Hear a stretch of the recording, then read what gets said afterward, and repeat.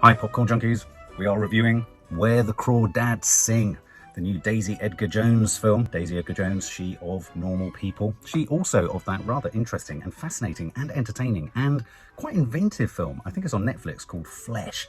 She's in a horror where she's a sort of kidnapped woman, and oh yeah, Sebastian Stan plays this. So if you haven't seen it, go and check it out. It's quite a compelling watch. Well, this is Daisy Edgar-Jones's, you could argue, first big Hollywood role. She's the lead in a film.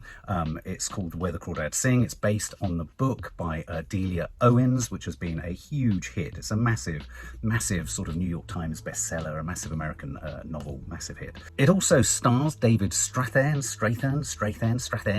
You'd know him from films like Nomadland, and it also co-stars Taylor John Smith and Harris Dickinson.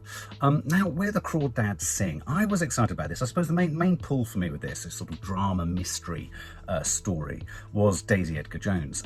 It's set in North Carolina. She plays a young girl called Kaya, who essentially lives in an abusive home, a traumatic sort of broken home, where her mum is a victim of domestic violence. Her father is a brute. He's brutish to both her mother, but to her siblings, and to her too. But she becomes the last one, being the youngest. She is the last one to kind of stand by him until she too is eventually left on her own. She's an outsider. She lives in the marshland. She's called the Marsh Girl. They refer to her as the Marsh Girl. And she has this sort of, you can well imagine that in a book, you know, the idea of the Marsh Girl who lives on the fringes of society, that's quite a captivating and magical kind of literary device. And so this film has all those sort of rich kind of locations. You've got the big sort of weeping trees, you've got the marshland, you've got beautiful landscape, you've got sunsets, you've got crawdads, you've got crawfish, you've got birds, you've got lots of wildlife. And essentially, Kaya becomes a sort of, she's a feral child who, weirdly, and this is one of my many issues with the film, she's a sort of feral child with incredibly well-defined boundaries, which in and of itself is kind of curious. Though where those boundaries don't sort of stack up is when she's sort of romantically interested in someone. Her clothes just suddenly drop off and she suddenly snogs them. So she grows up across time. She goes from being a young child, she watches her family leave, and I can't really do a review of this film without quite quickly getting into how it goes about treating its subject matter. It's the story, in terms of the broad sweep of the story, the film starts with a death. There's the death of a male character. There's question marks. How did he die? How did he fall from this great height?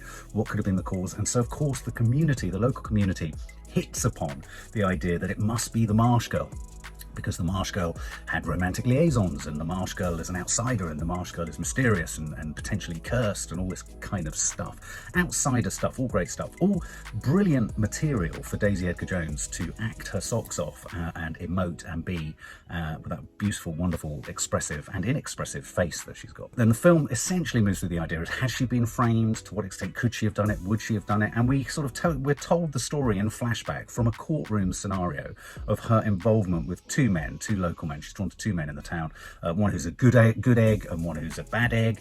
The good egg sadly also leaves her at a certain point and travels away and doesn't come back. So it's about abandonment, it's about her loneliness, it's about her still feeling like an outsider, it's about her trying to find love, it's about her missing her mum, and it's about her trying to construct a life for herself. And something that she hits upon is the fact that she's a great naturist, she's a great drawer. She's almost the Beatrix Potter of the North Carolina marshlands, and so she draws these sketches of crayfish and birds and insects and all this kind of stuff. And so there's a lot of kind of imagery within this film, certainly when she has her romantic involvements with these two guys that she comes across. There are lots of images of kind of birds, migrating and all that kind of stuff, feathers and what have you. All of these aspects, all of these attributes, as I say, wonderfully rich elements in a literary work. And yet in this movie, how could they have so spectacularly dropped the ball? For example, let me give you an example. So when she's a young girl and she sees her family leaving her, and so of course the wife leaves and then her siblings leave, the film actually shows you watch each of them walk out the front door at different times in history and go off. It's so predictably and pedestrianly and obviously and literally done.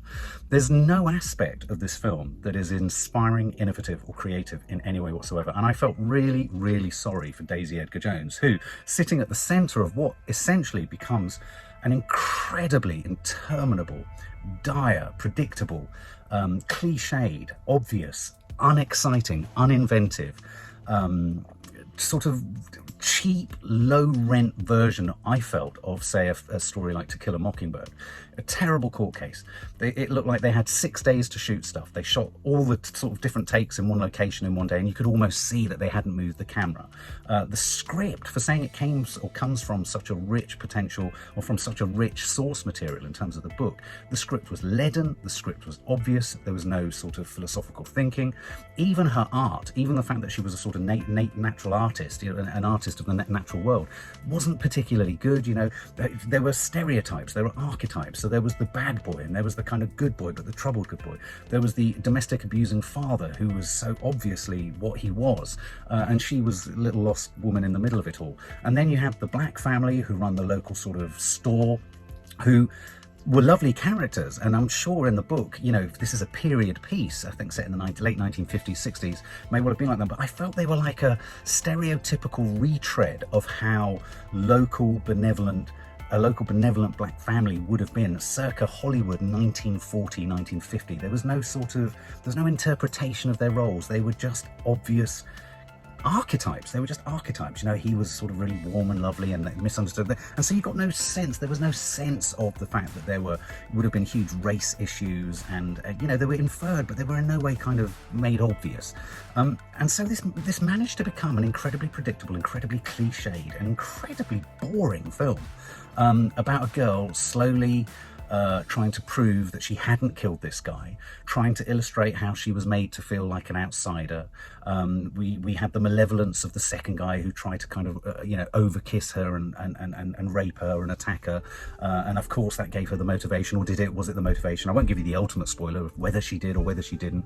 And we kept returning to these really pedestrian scenes in the courtroom where David Strathairn would be kind of deliberating and offering his evidence to the jury. And after something like even the Johnny Depp Amber Heard trial, this was so leaden and boring. I mean, it was like someone had decided to make a 1940s, 50s film, or a film set in the 1940s and 50s, and make the film how they made films in the 1940s and 50s.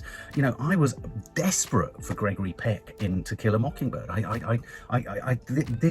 The shots were uninteresting. You've got this beautiful landscape, and they managed to make it all right. It wasn't stunning. You weren't getting amazing vistas. You weren't getting a sense of, you could have made the environment oppressive and claustrophobic, and instead it was just bleh, it was just there. She lived in a cabin in the woods.